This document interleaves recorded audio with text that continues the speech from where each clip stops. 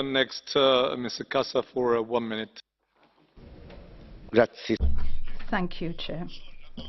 Our duty here is to defend our citizens. That is why I am always against abuse of power.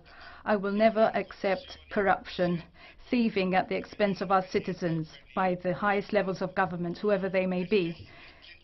The interests of our citizens should come before any other interest, always. Here, we need to shield our people. Thus, on these issues, this report is a good one.